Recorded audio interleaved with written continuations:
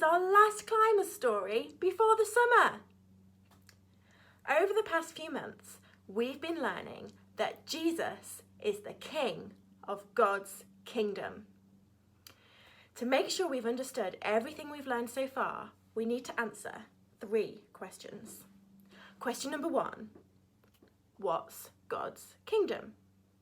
Question number 2, how do we know that Jesus is the King of God's kingdom? And question number 3, how can we be part of God's kingdom? I wonder if you know who this is. Or this. In The Lion King, Simba becomes the king. And in Frozen, Elsa becomes the queen. A king or queen rules over a kingdom. So for Simba, his kingdom is everyone who lives in the Pride Lands of Africa. And for Elsa, her kingdom is everyone who lives in Arendelle. For our Queen Elizabeth, her kingdom is our country, the United Kingdom. She is our queen, which means that we are part of her kingdom. So God's kingdom is everyone who lives under God's rule.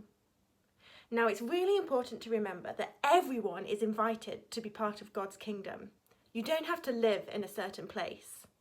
You just have to choose to live with Jesus as your king. So that's God's kingdom, the people who live with Jesus as their king. But how can we be sure that Jesus is God's chosen king? Well, hundreds of years before Jesus was born, God told some people called prophets what his king would be like and what would happen to him. All those things are written down in the Old Testament of our Bibles. There are a lot of things that God's promised king would be like. So far, in the Gospel of Mark, which we've been reading together, almost all of them have been true of Jesus. It really looks like Jesus is the King of God's kingdom. There's just one last set of things that need to happen to God's promised king. He needs to suffer and die, to be buried, and after 3 days to be raised back to life. I think you can probably all guess what's going to happen in our Bible passage for today. Jesus has been arrested by his enemies. They take him to a man called Pilate. Pilate asks Jesus a question. Are you the King of the Jews? But Jesus gave no answer. Pilate brought out another prisoner called Barabbas. He said to the people that he would set free either Barabbas or Jesus. He was sure they'd pick Jesus, since Jesus had done nothing wrong and Barabbas had done a lot of really, really bad things. But instead, they picked Barabbas, the criminal, to be set free, whilst Jesus was sentenced to death.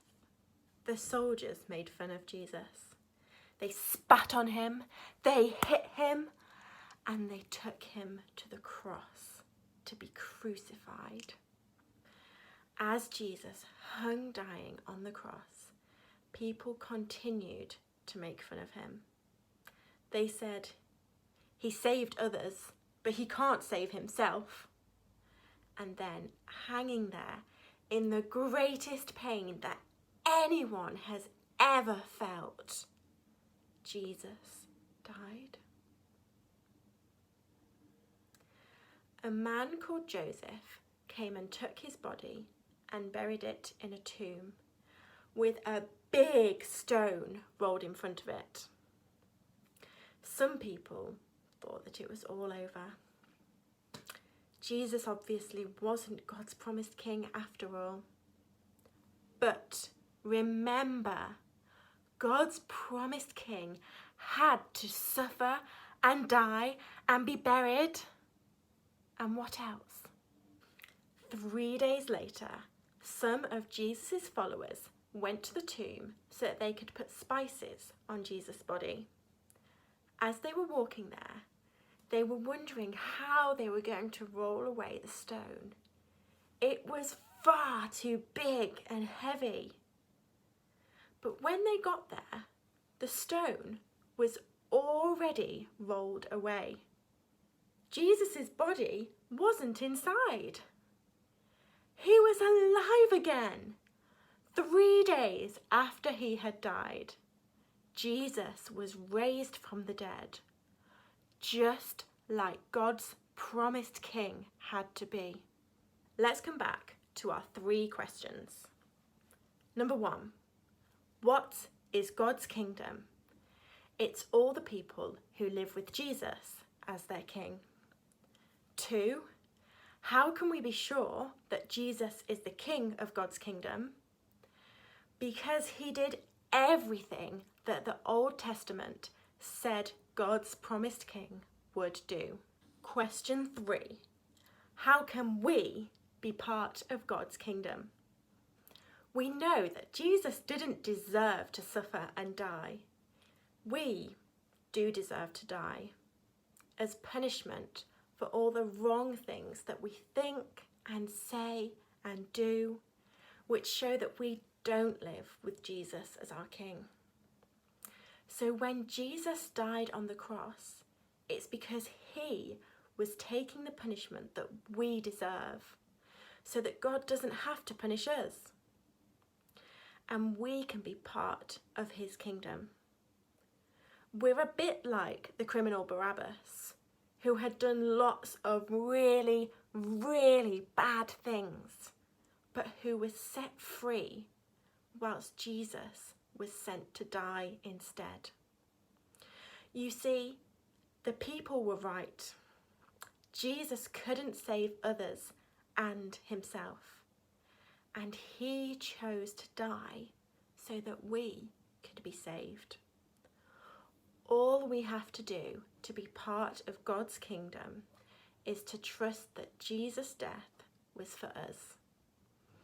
Then we know that just like Jesus, one day after we die, we'll be raised to life again and will live forever with King Jesus in God's kingdom.